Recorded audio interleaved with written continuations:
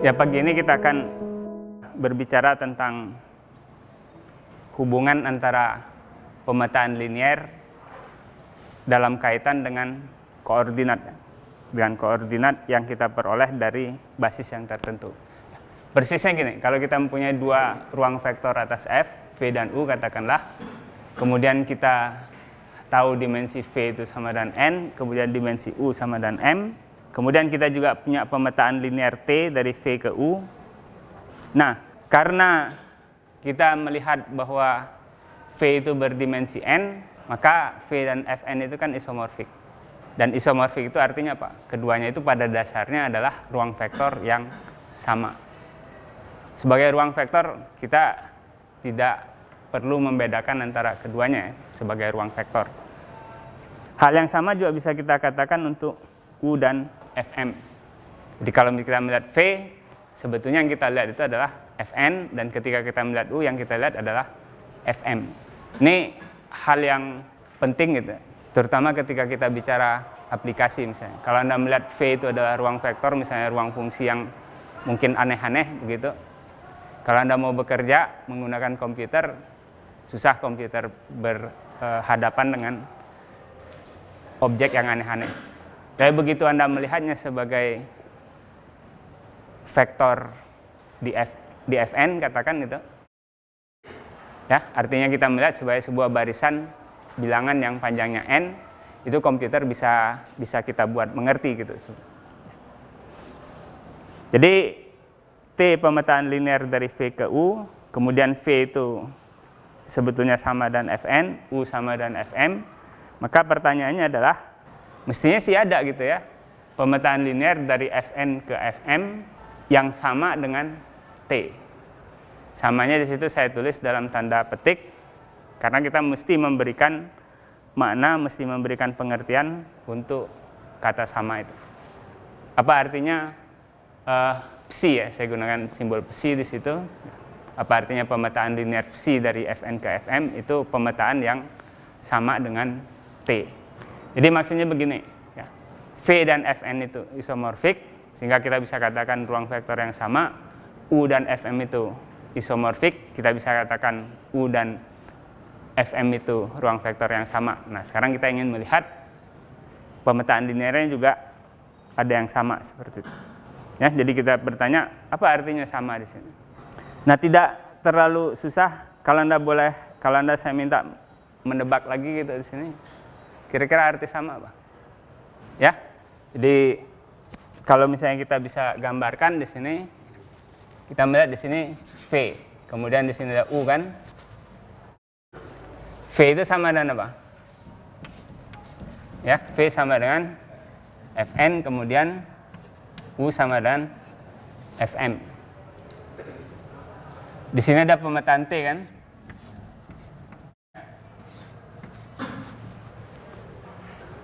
Dari V ke U, linear.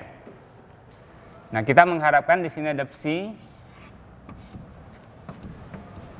ya, dari di sini ya, dari Fn ke Fm yang sama dengan psi. Terbayang nggak kira-kira pengertian samanya sih? Nah, terbayang? Ada mau nyoba nebak kira-kira seperti apa? Aturan pengaitannya sama. Maksudnya bagaimana? Karena kalau misalnya kita mengatakan aturan pengaitan yang itu sama, artinya objek yang kita petakan, jadi unsur di daerah asalnya itu sama juga kan? Jadi bagaimana itu?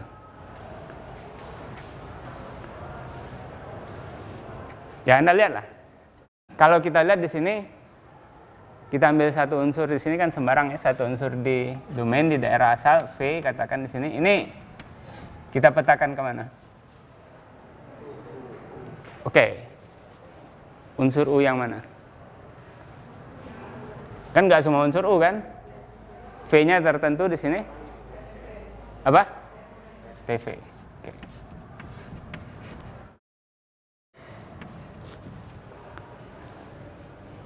Kira-kira terbayang? Apa yang kita lakukan? Jadi kalau misalnya kita kemudian melakukan hal yang sama di sini, ya. Jadi pada akhirnya memang kita mencoba melihat pengaitannya seperti apa. Jadi pada akhirnya kita mencoba melihat ada kaitan antara aturan di sini dengan aturan di sini mestinya gitu. Terbayang kira-kira? Ya sebetulnya kalau Anda lihat idenya sebenarnya juga tidak terlalu susah gitu kan. Kita mengambil unsur di Fn yang sama dengan V. Ngerti ya maksudnya ya? Kita petakan, kita kaitkan dengan unsur Fm yang sama dengan Tv. Gitu ya? Nah pertanyaannya unsur Fn yang sama dengan V itu yang mana? Apa? Koordinat V. Unsur Fm yang sama dengan Tv, koordinat TV. Jadi kita bisa menuliskan gini ya. Gitu. Nah. Selesai belum? Ya kita masih punya masalah kan sebetulnya. Apa masalahnya di sini? Apa masalahnya? Basis. Apa masalahnya jadi sebenarnya? Masalahnya dengan basis, tapi apa masalahnya sebenarnya?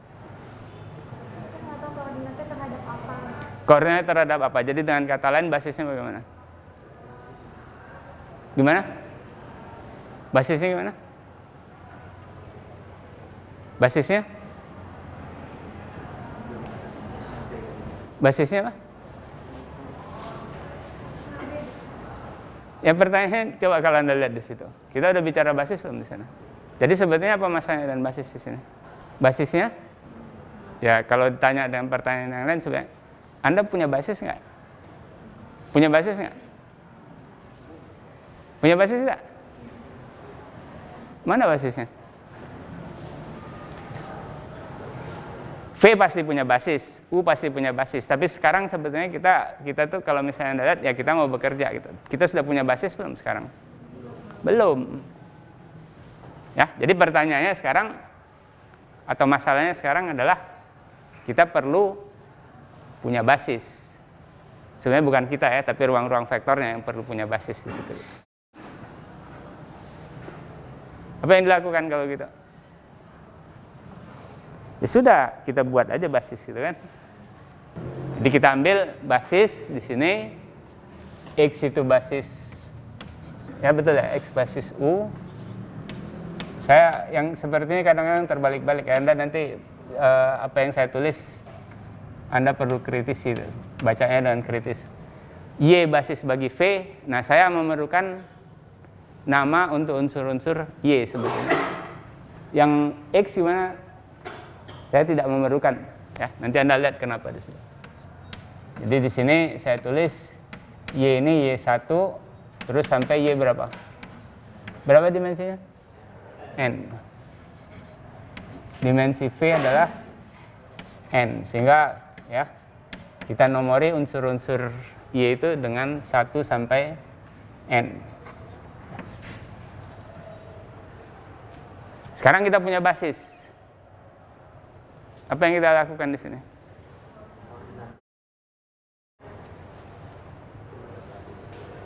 Terhadap apa? Basis? Ya apa basis V? Ya, kemudian di sini Y juga. Dia hidup di mana? TV. TV ada di mana? Yang basis U apa? Ya kita tidak bisa menggunakan Y di sini karena kita ya, karena belum tentu U dan V itu sama, dan secara umum kita sebenarnya menganggap ini dua kita harus perlakukan berbeda. Ya, jadi pertanyaannya kita ingin ada pemetaan psi dari Fn ke Fm yang sifatnya seperti ini. Ada tidak tuh pemetaan psi yang seperti itu? Ya sebenarnya mesti ditambahkan di sini. Jadi kalau misalnya kita lihat di sini, ini untuk setiap V di V. Ya, jadi kalau misalnya kita lihat di sini ya sebetulnya kita ingin ini berlaku ya sama juga sebetulnya di sini untuk setiap V, anggota V. Hanya karena V dan koordinatnya ini kita bisa pandang sebagai unsur yang sama, ya ini sebetulnya bisa juga kita tulis di sini untuk setiap koordinat V terhadap apa? Terhadap Y di ya, di Fn. Pada saya sama saja. Jadi ini yang kita inginkan. Ada tidak pemetaan besi seperti itu?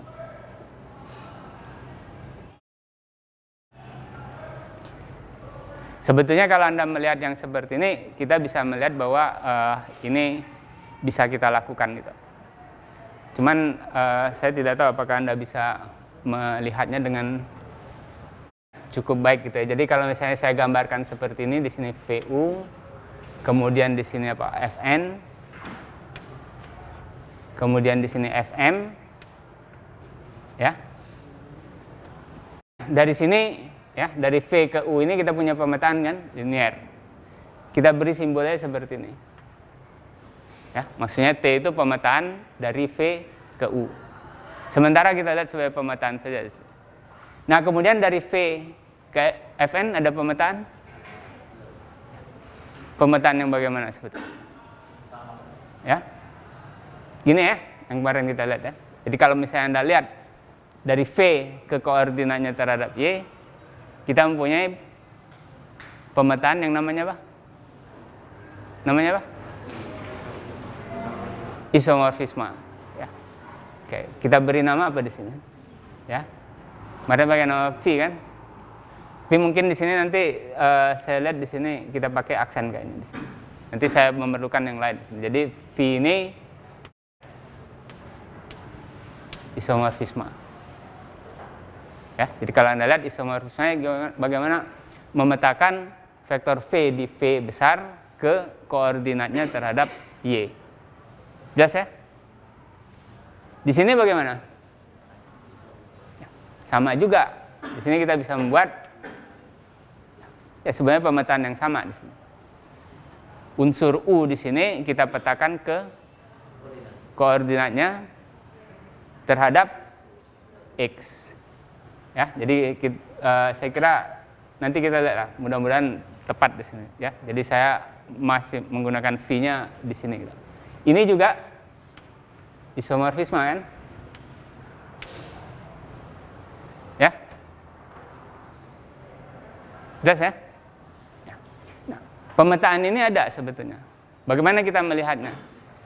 Karena V aksen ini isomorfisme, dia adalah pemetaan yang bijektif. Karena dia bijektif, dia punya inverse. Jadi apa yang kita lakukan? Ya sebenarnya kita melihat bukan V aksennya, tapi pemetaan yang sebaliknya di sini. Nah, dengan apa yang sudah kita ketahui, V aksen ini isomorfisme, maka pemetaan yang ini sifatnya gimana? Isomorfisme juga, ya. Karena ya, jadi yang sebenarnya yang kita lihat di sini adalah ini sebetulnya. Inverse dari V aksen. Ini juga isomorfisme, kenapa? Karena inverse dari pemetaan linear itu adalah pemetaan linear, dan inverse dari pemetaan yang bijektif juga bijektif. Ya. Nah, sekarang apa yang kita lihat? Anda akan melihat bahwa besi itu adalah tidak lain dari apa? Komposisi. Komposisi apa? Komposisi tiga pemetaan. Jadi Anda lihat dari sini kita mulai dengan unsur di daerah asal. Apa yang kita lakukan? Ya, kita kirim ke V dengan pemetaan V aksen inverse. Hasilnya di V kita kirim ke U ya, menggunakan T. Sesudah itu apa? Ya, kita kirim ke Fm dengan menggunakan V. Sehingga ya, kita mempunyai di sini pemetaan psi, dan Anda akan lihat bahwa psi itu tidak lain dari komposisi tiga pemetaan. Apa yang kita tulis di sini? Apa? Mulai dari kiri. Dari kiri dari kanan. Oke, dari kanan apa? Kalau dari kanan saya menulisnya di sini. Apa di sini yang kita tulis? V aksen inverse. Sesudah itu apa? Komposisi di sini T V. Ya. Jadi pemetaannya kalau ditanya ada tidak? Ada. Jawabnya seperti ini. Nah, Anda lihat ya bahwa ketiga pemetaan ini semuanya pemetaan, tiga-tiganya pemetaan linier. Komposisi pemetaan linier, linier juga. Ya. Sehingga kita bisa mengatakan ini adalah unsur di L apa di sini? Fn ke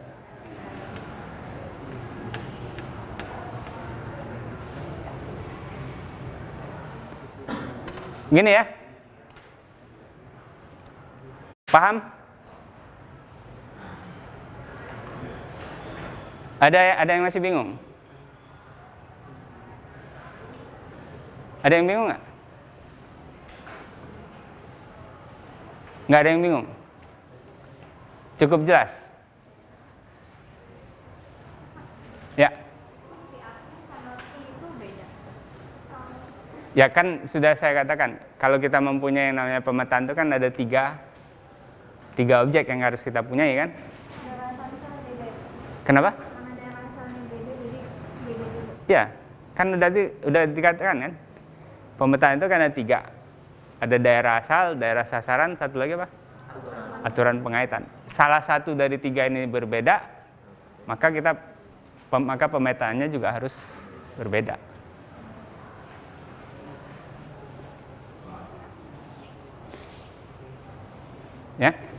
Ya nanti kita lihat lah. Mungkin nggak ini sama V aksen dan V? Kapan V aksen dan V sama? Mungkin tidak.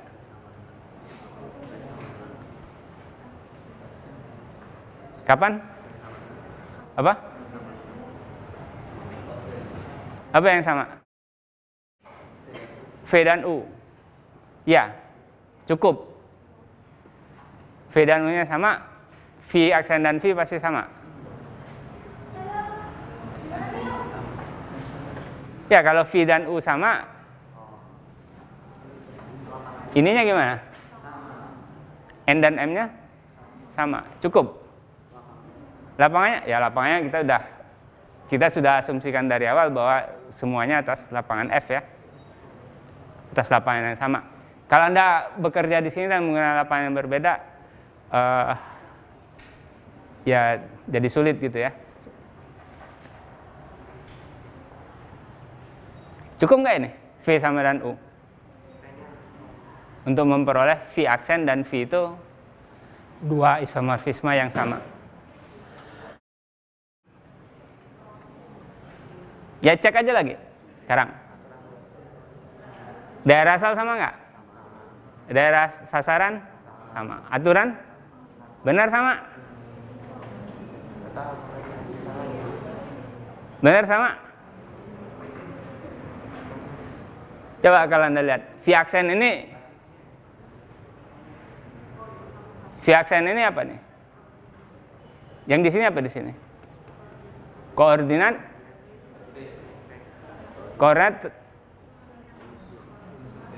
ya, koordinat unsur V.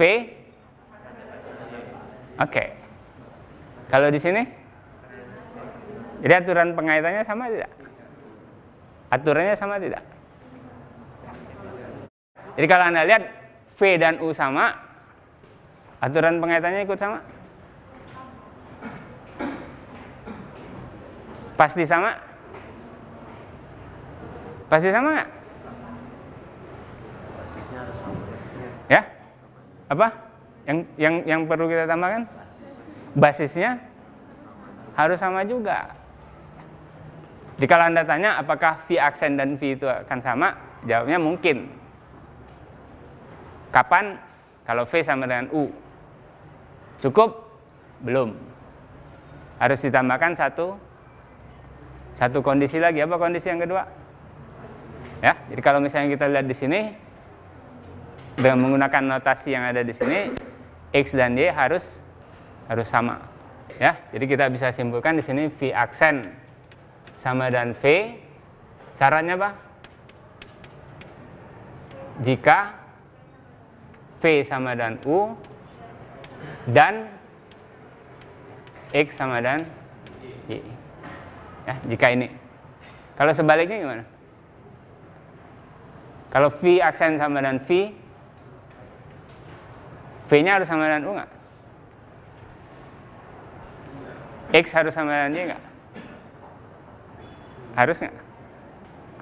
Ya, Anda lihat, kalau V aksen dan V ini dua pemetaan yang sama. Gimana dan ini? Kenapa? Kenapa harus sama V dan U-nya? Ya, karena V dan U itu adalah apa nih?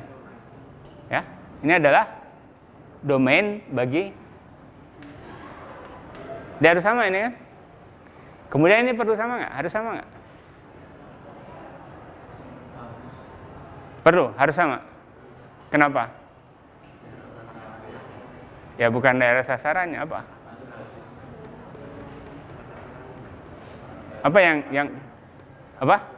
Aturannya. Jadi kalau Anda lihat ini sama ini, ya artinya aturan pengaitannya juga harus sama. Dan aturan pengaitan itu sama, artinya apa? Artinya koordinat yang Anda peroleh di sini dan koordinat yang Anda peroleh di sini ini harus koordinat terhadap basis yang sama.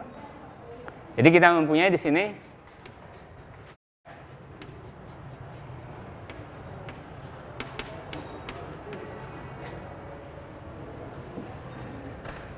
oke, Anda nanya ini nanti mungkin kita perlukan di sini ya. Anda apa? Ini ada satu kondisi, satu kasus khusus sebetulnya, tapi ya, tapi nanti kita bisa lihat, kita bisa gunakan di sini. Jelas ya? Ada pertanyaan? Oke, kalau tidak ada kita lanjutkan di sini. Jadi sekali lagi kita menginginkan ini ya. Jadi koordinat V terhadap Y itu dipetakan oleh psi ke koordinat TV terhadap X. Nah, sekarang kita ambil di sini. V anggota V sembarang. Nah, kenapa saya memerlukan nama untuk unsur-unsur Y? Karena saya ingin menuliskan V ini sebagai kombinasi linear dari Y. Saya ingin menuliskan secara spesifik. Bisa ya kita tuliskan itu kan? Jadi V itu adalah kombinasi linear dari Y. Artinya V itu adalah jumlah dari alfa I, YI. Oke, jadi kita punya di sini untuk unsurnya ya, unsur di daerah asal, unsur di domain. Apa yang kita lakukan berikutnya? Ya kita lihat petanya di sini. Peta dari V oleh T, karena T itu linear, dia mengawetkan kombinasi linear, kita mesti punya seperti itu kan? Jadi apa itu sama dengan apa? Jumlah alfa I, T, YI. Jelas ini ya? Nah sekarang ya, saya mengambil ini tadi. V ya, isomorfisme dari U ke Fm ya, isomorfisme yang bergantung pada X. Jadi kita mempunyai di sini setiap unsur U kecil di U besar dipetakan oleh V ke koordinat U terhadap basis X. Nah akibatnya apa? Ya akibatnya TV koordinat TV terhadap X itu ya sama saja dengan V dari TV. Oke. Benar ya? Kemudian kenapa kita punya seperti ini? Kenapa ya? Jawabnya adalah karena jadi VTV itu sama dengan jumlah, sama dengan kombinasi linear dari V TY TYI dengan koefisien yang sama alfa I lagi. Kenapa kita punya itu? Disama dengan yang terakhir itu kita peroleh karena apa?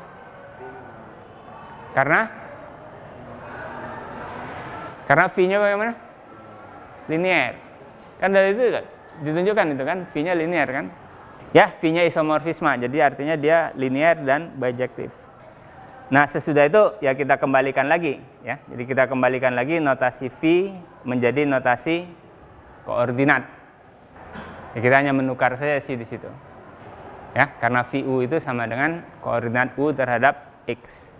Jadi Anda perhatikan nih, koordinat TV terhadap X itu sama dengan kombinasi linier dari koordinat TYI terhadap basis X. Dengan koefisien-koefisiennya apa? Alfa I. Jelas ya? Jelas ya? Nah, sekarang coba Anda perhatikan ekspresi yang terakhir ini. Apa yang Anda lihat di sini? Jumlah alfa I dikali dengan koordinat TYI, ya, koordinat TYI terhadap basis X. Ya, sebetulnya kalau misalnya kita lihat ini tidak lain dari kombinasi linier dari matriks-matriks kolom. Karena kita menggunakan koordinat itu bisa kita lihat sebagai matriks-matriks kolom. Jadi matriks kolomnya apa ya? Koordinat TY1 terhadap X, koordinat TY2 terhadap X, terus sampai koordinat TYN terhadap X. Koefisiennya gimana? Ya alfa 1 sampai alfa n. Bisa ya? Bisa dipahami? Ya, jadi bahwa bentuk itu adalah kombinasi linier dari matriks-matriks kolom dengan koefisien-koefisien yang juga diberikan di situ. Nah, salah satu hal yang ya saya harap Anda belajar di aljabar linear elementer yang berkaitan dengan perkalian matriks, ya.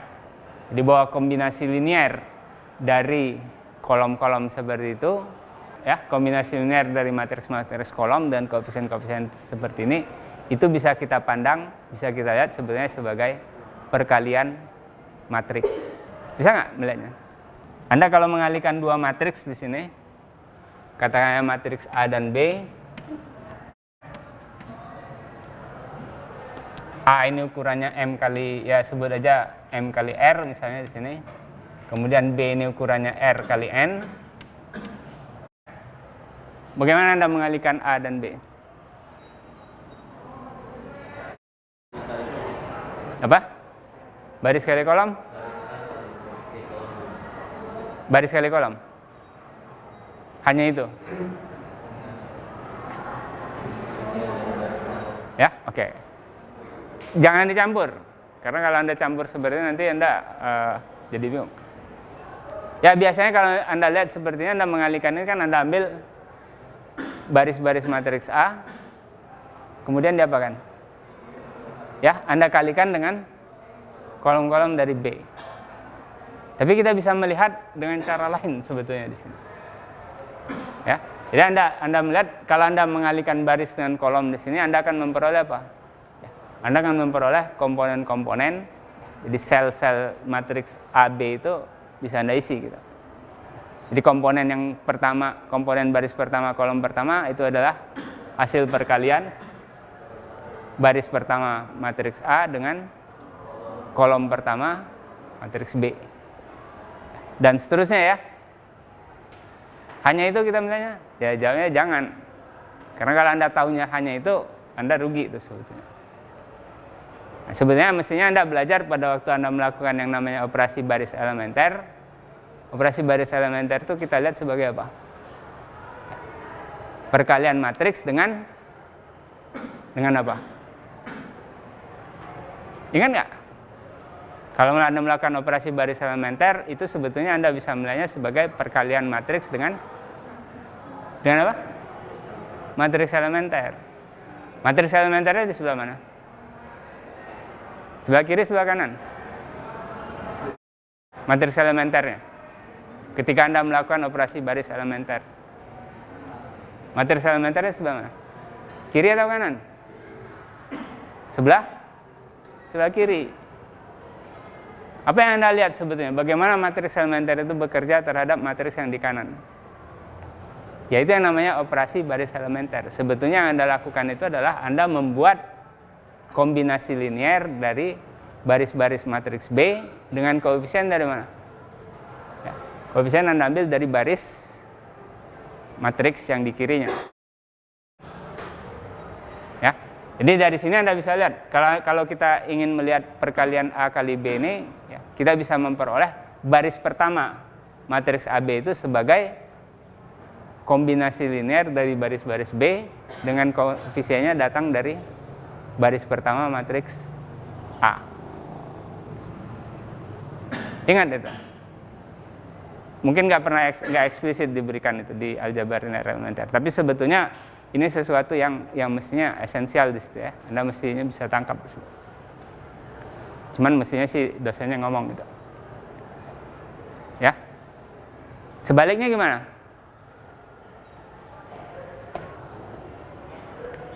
Ya, sebaliknya kita bisa melihat apa? Kalau tadi Anda melihat kombinasi linear dari baris-baris B, dari sisi yang lain gimana? Jadi kalau Anda melihat dari sebelah kiri, katakanlah, ini sih sebetulnya adalah kombinasi linear dari baris-baris B. Kalau dilihat dari sini kira-kira gimana? Perkalian AB ini adalah masih sama sebetulnya, masih mirip ya, serupa saja. Anda akan melihat sebagai kombinasi linear juga. Kombinasi linear dari apa? Dari baris-baris A. Kombinasi linear dari baris-baris A, baris-baris B. Ya, jadi kalau tadi Anda melihat ini sebagai kombinasi linear dari baris-baris B, kalau di sini Anda melihatnya sebagai kombinasi linear dari kolom-kolom A. Koefisiennya datang dari mana? Baris-baris masa. Kalau Anda melihat di sini kombinasi linear dari kolom-kolom A, koefisiennya datang dari, ya bukan baris B, datang dari B ya memang, tapi datang dari kolom-kolom B. Ya, jadi Anda lihat kalau Anda mengalihkan matriks kali baris kali kolom, ya Anda perlu mengalihkannya berapa banyak? Ya, sebanyak M kali N. Ya, setiap baris ini harus Anda kalikan dengan kolom di sini, M kali N. Tapi kalau Anda melihat ini sebagai kombinasi linear dari baris-baris B, ya pada dasarnya Anda hanya perlu mengalihkan sebanyak R. Benar ya R ya? Enggak sebetulnya. Jadi kalau misalnya kita baris-baris ini berapa banyak baris-baris? M. Ya, kita hanya memerlukan M perkalian itu. Tapi perkaliannya perkalian ya kombinasi linear sebetulnya. Kalau dari sini ya kita melihatnya sebagai ya ada N perkalian di situ. N kombinasi linear. Ya, nah kembali kepada ini ya, kombinasi linear dari matriks-matriks kolom diberikan di situ TY1 sampai TYN, koordinatnya terhadap X, koefisiennya alfa 1 alfa N. Ya, nah seperti yang saya sampaikan tadi, ini bisa kita pandang sebagai apa? Perkalian matriks. Dibalik ya. Tadi yang kita lihat di sini ini adalah perkalian matriks, kita lihat sebagai kombinasi linear. Sekarang saya punya kombinasi linear. Bisa saya lihat sebagai perkalian matriks? Bisa nggak? Ya, bagaimana melihatnya itu? Ya, jadi Anda bisa ambil contoh aja kalau misalnya Anda mau. Ya, jadi kalau misalnya kita lihat di sini, ya, jadi kalau misalnya di sini Anda punya di sini, ini kolom pertama A, kolom kedua A gitu ya. Ya taruhlah A-nya berapa? 4 kolom misalnya di sini. Ya. Kan kalau Anda mengalihkan kan seperti ini. Jadi Anda perlu punya berapa banyak di sini? Anda perlu ya 4 kan? Jadi yang ini ke sini, yang ini ke sini gitu. Ini ke sini. Kemudian yang ini hasilnya apa?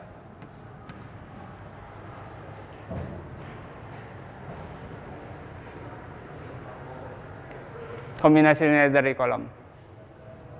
Hasilnya berubah apa? Ya kolom lagi. Jadi kalau Anda lihat, Anda akan punya kolom lagi. Berapa banyak? 4 kolom? Ya, 1 kolom. Ya. Nah, sekarang kalau misalnya kita lihat yang kita punya itu di sini hasil kombinasi linearnya gitu. Jadi sigma itu adalah hasil kombinasi linearnya seperti ini. Nah, itu dikatakan apa? Kombinasi linear dari, ya ini yang nanti jadi apa di sini? TY1, TY2 sampai TYN. Koefisiennya mana? Alfa 1, alfa 2 sampai alfa n. Gitu ya? Bisa ditangkap nggak? Ada pertanyaan? Bisa ditangkap? Oke, nah kalau Anda bisa menangkap itu, ya. Nah, sekarang kita lihat komponen-komponennya alfa 1 sampai alfa n. Itu tidak lain dari apa? Ya, kita mundur sedikit lah. Jadi kalau misalnya Anda lihat alfa 1 sampai alfa n itu apa? Koefisien kombinasi linear dari Y yang menghasilkan V. Benar kan? Anda lihat baris pertama kan? Kesimpulannya apa? Tadi kan kita susun kan? Koefisien kombinasi linearnya adalah, ya. Jadi ini tadi apa tadi di sini? TY1, TY2 sampai TN, ini apa? Alfa 1, alfa 2 sampai alfa n. Kalau Anda lihat ini secara keseluruhan apa ini? Ya, kalau kita lihat di sana. Koordinat V terhadap Y. Ya, jadi kalau misalnya kita lihat, kita punya seperti itu. Koefisien-koefisien ini adalah komponen-komponen VY, ya. Akibatnya apa? Ya, akibatnya kalau Anda lihat ini tadi TY1, TY2 sampai TYN, ini ya. Ini adalah koordinat apa tadi? Sorry. V terhadap Y. Sementara ini tadi apa? Ya, jadi alfa TYI, dan kalau Anda lihat dari slide sebelumnya itu tidak lain dari dari TVX kan, koordinat TV terhadap X.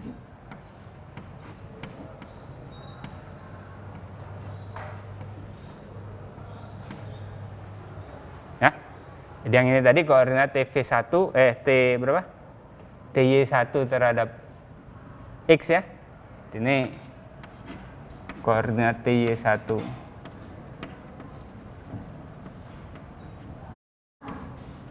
terhadap X, dan seterusnya di sini kan. Sampai yang terakhir ini adalah ya. Jadi kalau misalnya kita lihat ini adalah koordinat T YN terhadap X. Jadi ekspresi yang paling bawah ini, ekspresi jumlah alfa I koordinat TYI terhadap X, itu pada akhirnya bisa kita lihat sebagai perkalian matriks. Ya, jadi kalau kemudian kita tuliskan matriks yang ini sebagai matriks B, apa yang kita peroleh? Ya kita memperoleh seperti ini. Jadi kalau ini sama dengan B, ya, jadi kalau ini sama dengan B, kita memperoleh B kali koordinat V terhadap Y itu sama dengan koordinat TV terhadap X.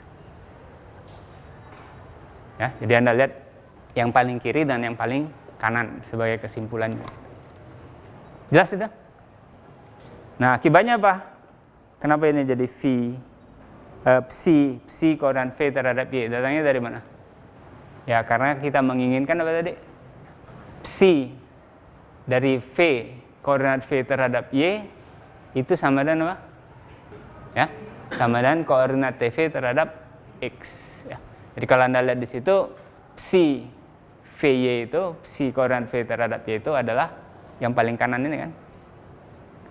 Betul ya, paling kanan pada baris di atasnya itu. Sehingga kita memperoleh apa di situ? Psi memetakan koordinat V terhadap Y kemana? Ke matriks B kali koordinat V terhadap Y, benar ya? Dan itu berlaku untuk setiap, ya tadi kita mengambil untuk setiap apa tadi? Ya untuk setiap V terhadap unsur di V besar. Tapi itu sama saja dengan mengatakan ini kan. Karena kita punya isomorfisme. Ya, jadi pada akhirnya kita bisa melihat seperti itu ya.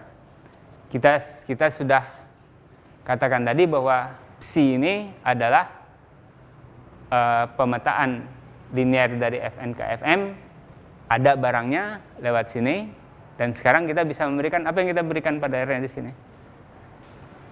Ya, yang kita berikan adalah apa namanya?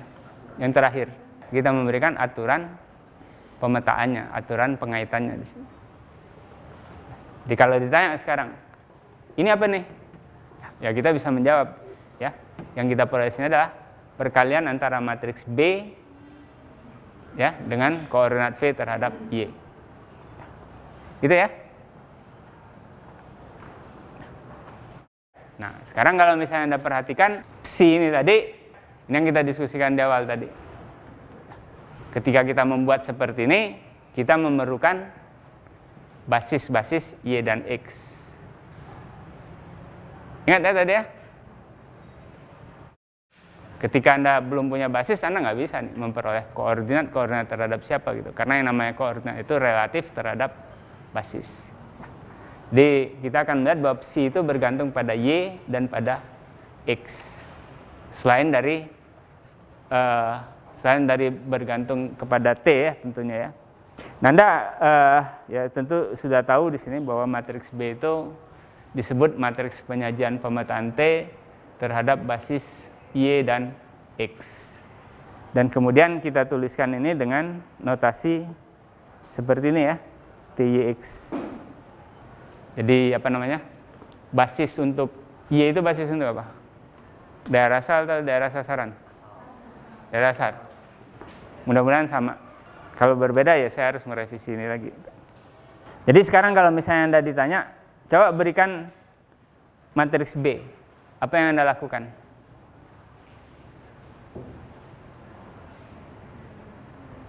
Jadi Anda diberikan ini ya. Jadi di sini T, pemetaan T dari ruang vektor V ke ruang vektor U. Kemudian Anda diberikan basis ya. Y di sini, basis X di sini. Nah, sekarang coba tentukan matriks penyajian T terhadap ya, Y dan X tadi. Apa yang Anda lakukan? Ya, memetakan setiap unsur di V semuanya. Setiap unsur, ya cukup unsur di basis saja. Basis mana? Ya sebenarnya pada dasarnya yang kita lakukan itu adalah kita menentukan ini. Begitu Anda dapat ini, ya TY1 koordinat TY1 terhadap X, apa yang Anda peroleh? Begitu Anda punya ini, Anda memperoleh apa? Ya, Anda memperoleh apa? Kolom pertama matriks B. Ya lanjutkan saja gitu sampai yang ke N. Anda dapat semua, Anda dapat B, selesai. Anda lihat contoh di buku ya, dan kemudian Anda coba soal beberapa di situ. Ada pertanyaan?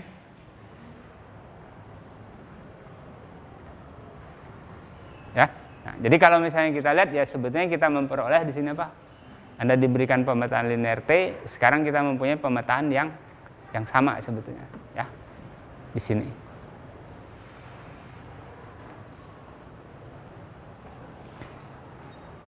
Jelas ya? Ada pertanyaan nggak? Oke, kalau nggak ada, ya kita kembali lagi ke ini, ya. Ya pada akhirnya kita mempunyai apa di sini? Ya. Kita ingat ya bahwa himpunan matriks M kali N itu merupakan ruang vektor atas F juga. Dan Anda lihat matriks B yang kita peroleh di sini itu ukurannya berapa tadi? M kali N ya, benar ya? Benar M kali N? Ya karena di sini ini dimensinya barisnya berapa banyak baris? Ini sama dengan tinggi kolom ini kan? Tx ya. Sama dengan dimensi U M jadi banyaknya nih M kali N. Ya, jadi kalau misalnya kita lihat M ruang apa? Kita mempunyai ruang matriks ukuran M kali N. Tapi kita juga mempunyai himpunan semua pemetaan linear dari V ke U itu juga ruang vektor. atas lapangan yang sama, atas lapangan F. Nah, di sini kita katakan isomorfik. Kenapa isomorfik? Datangnya dari mana di situ? Ya oke, pertanyaannya di sini kita ingin tahu. Benar kita apa isomorfismenya? Ya, jawabnya adalah isomorfisme itu pada dasarnya adalah Anda punya T, Anda punya matriks penyajian tadi. Ya. Jadi itu sebetulnya pemetaannya. Kalau Anda berbicara tentang isomorfisme, Anda punya apa sebetulnya? Ya. Anda mempunyai apa di situ? Sebelum Anda bisa mengatakan isomorfisme, Anda harus punya objeknya dulu. Apa objeknya? Apa? Pemetaan. Anda harus punya pemetaan dulu. Pemetaan dari mana ke mana? Jadi kalau kita mengatakan LVU itu isomorfik dan MMNF itu, Anda mau buat pemetaan dari mana ke mana? Ya, isomorfik ya. Anda memerlukan isomorfisme. Isomorfisme itu pemetaan. Dari mana ke mana? Ya, karena itu pemetaan yang isomorfisme ya, pemetaan yang bijektif, sebetulnya boleh dari yang mana saja gitu. Anda boleh mengatakan pemetaannya dari LVU, tapi Anda juga boleh mengatakan dari MMN kali N. Tapi itu ternyata ada pengaruhnya sebetulnya. Jadi kalau Anda mengambil dari kanan ke kiri, gimana? Ya sebenarnya Anda harus membuat sesuatu yang baru gitu. Tapi kalau Anda bekerja dari kiri ke kanan, gimana? Ya jawabnya Anda nggak perlu bekerja lagi. Anda sudah punya pemetaannya sebetulnya. Mana pemetaannya? Ya, pemetaannya adalah Anda nggak perlu buat lagi di sini. Jadi Anda membuat sebenarnya pemetaannya adalah dari T dikaitkan dengan T, ya matriks penyajian T terhadap apa tadi di sini? Y atau X? Di bawah Y, di atas X. Ya, jadi Anda sebenarnya sudah punya. Tapi sekali lagi ya, Anda perhatikan bahwa pengaitan seperti ini bergantung pada basis X dan Y. Jadi Anda harus ambil basisnya kemudian dipegang, tetap nggak boleh berubah basisnya. Nah, kalau Anda sudah punya, ya, Anda cek bahwa ini benar pemetaan, ya, dan sebenarnya itu tidak terlalu sulit. Karena apa? Karena sekali Anda punya T, ya, dengan cara Anda membuat seperti ini, sebetulnya itu sudah, ya hanya ada satu matriks penyajiannya. Ya, kenapa? Anda koordinat ini juga tunggal, semuanya tunggal. Ya, urutannya juga tertentu di situ, sehingga matriksnya pasti cuma satu, matriks penyajian. Selama X dan Y-nya tetap. Kalau X-nya Anda rubah, ya matriks ini jadi berubah juga. Ya, jadi kita punya pemetaan. Nah, selanjutnya apa yang ditunjukkan? Sifat linearnya. Jadi di sini kalau Anda perhatikan ya sebenarnya kita menunjukkan linear. Cek aja ya hubungannya, memenuhi sifat linear. Sesudah itu apa? Kita sudah punya pemetaan, ya, yang aturan pengaitannya seperti ini. Kita sudah tunjukkan linear. Udah selesai belum? Belum. Apalagi yang kurang? Ya kita tunjukkan sifat bijektifnya. Satu-satu bisa Anda tunjukkan nggak bahwa ini satu-satu sifatnya? Bagaimana menunjukkan bahwa pengaitan ini ya memberikan pemetaan satu-satu? Apa yang Anda pakai? Bahwa ini satu-satu.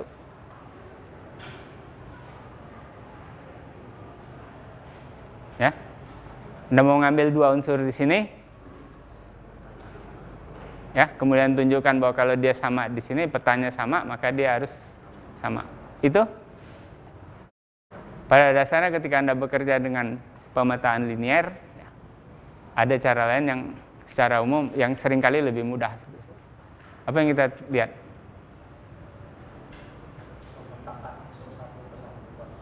Ya, bukan satu ke satu apa di sini. Ya, dengan bahasa pemetaan linear kita punya istilahnya kan? Kita menunjukkan bahwa ya, bahwa inti pemetaan ini adalah ya ruang nol. Ya, itu lebih sederhana. Artinya apa? Kalau Anda ambil di sini nol, di sini harus nol juga. Nggak mungkin yang tidak nol di sini dikirim ke nol. Kalau sifat pada gimana? Ya, sifat pada sebenarnya Anda bisa lihat di sini gitu. Jadi kalau Anda punya di sini, ya, Anda punya perkalian matriks di sini, ya, jadi Anda bisa melihat di sini kolom-kolom di sini. Ya, sebenarnya dari kolom ini karena ini isomorfisme Anda bisa balik kan, dapat vektornya di sini, dapat vektornya di sini, ya Anda kembali aja gitu.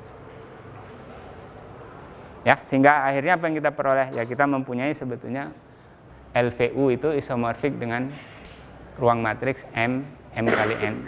Nah, Anda bisa lihat di situ.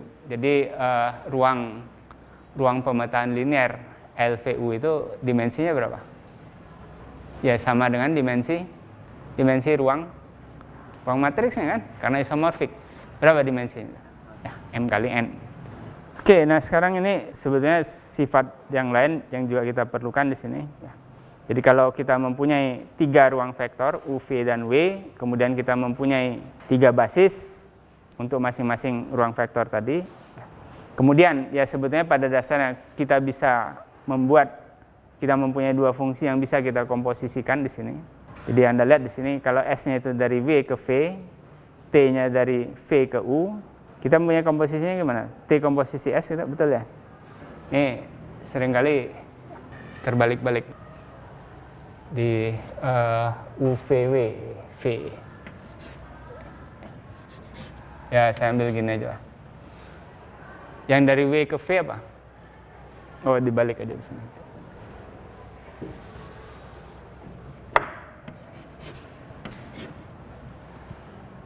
X-nya dari W ke V, kemudian T-nya dari V ke U. Jadi kita mempunyai komposisi dari mana? Dari W ke U ya. Ini kan? Komposisinya gimana di sini? TS atau ST? TS ya? Oke, benar ya jadi di situ ya. Ya, ini notasi pendek untuk T komposisi S.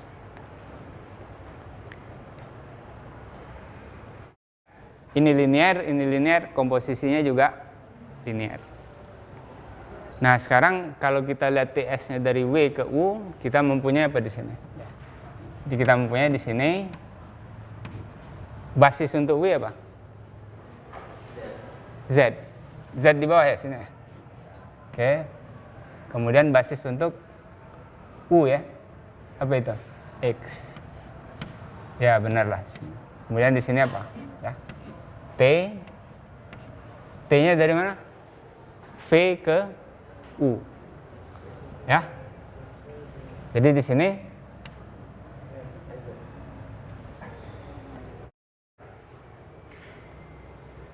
T-nya dari mana? V ke U kan? V ke U itu artinya apa? Y ke X mestinya ya. Oke. Kemudian S itu dari W ke V. Jadi apa di sini kita? Z ke Y. Ya, jadi ini benar ya.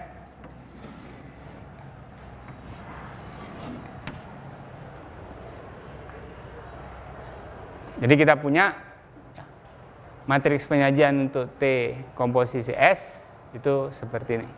Perkalian dari matriks penyajian T dengan matriks penyajian S.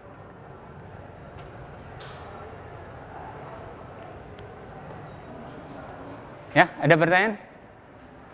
Oke. Kalau tidak ada, jadi kita akan coba lihat ya situasi yang seperti inilah. Jadi kalau misalnya Anda mempunyai V dan U, ya, itu adalah ruang vektor yang sama, ya. Anda akan menemukan ya, tidak selalu sih, ya. Kadang-kadang digunakan istilah yang berbeda yaitu operator. Jadi kalau operator itu daerah sasaran, ya, kodomainnya itu sama dengan domain. Nah, untuk operator seperti ini kita mempunyai apa yang disebut dengan operator identitas atau pemetaan identitas. Apa itu? Ya, pemetaan atau operator yang memetakan setiap unsur di daerah sasaran itu ke dirinya sendiri.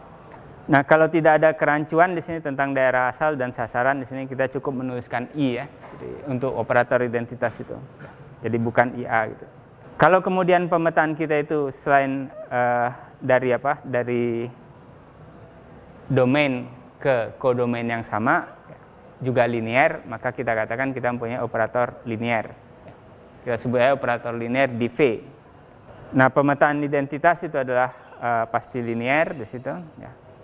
Kemudian kita menggunakan notasi untuk matriks penyajian seperti ini ya. Jadi karena kita mengambil domain dan kodomain yang sama, kita boleh, tidak harus ya, boleh mengambil basis yang sama.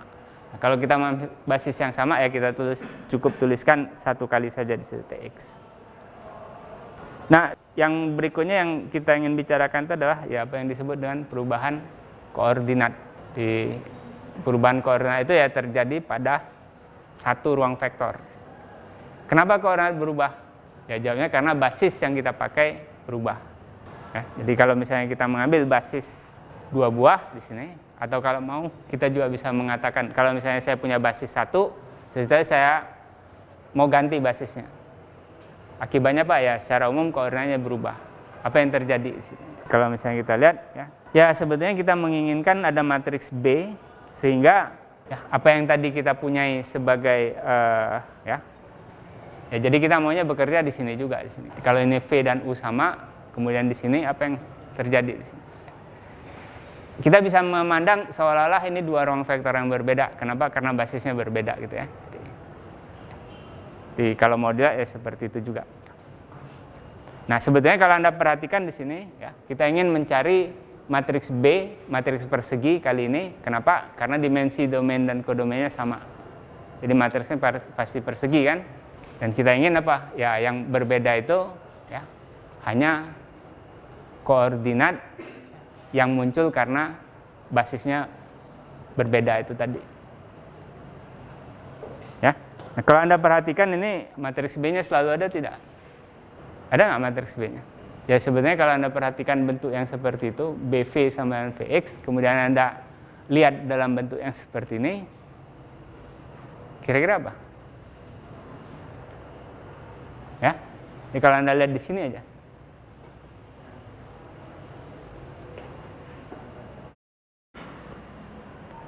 T-nya apa? Kalau Anda bandingkan di sini. Ya, Anda melihat kan? Anda menginginkan B kali koordinat V terhadap Y itu sama dengan koordinat V terhadap X. Kalau Anda lihat dalam bentuk seperti ini, apa yang sebenarnya Anda lakukan untuk memperoleh B? Pasti ada nggak? Apa yang Anda peroleh? Lihat bentuk ini coba. Atau kalau enggak, Anda bisa melihat dalam bentuk matriks. Tapi matriksnya di slide yang sebelumnya gitu. Ini aja. Lihat ini.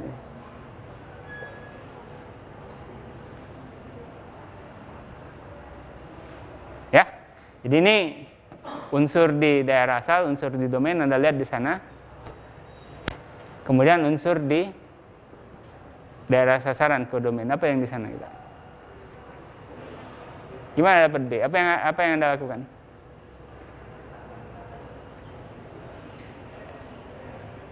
Coba kalau Anda lihat di sana. Yang daerah unsur daerah asalnya apa? Koordinat V terhadap Y. Sama ya? Yang di sini? Koordinat V terhadap X.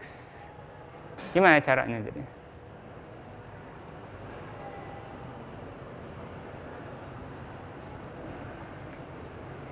Anda bandingkan. Bentuk ini aja.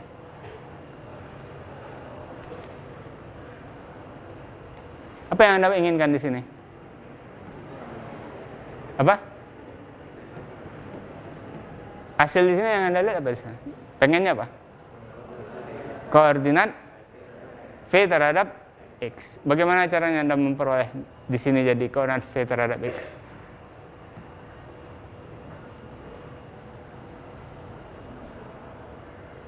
Gimana caranya? Supaya yang muncul di sini adalah koordinat V terhadap X. Ya, dan itu berlaku untuk setiap V ya. Gimana caranya? Apa? TV sama dengan V. Artinya apa? Artinya apa? Artinya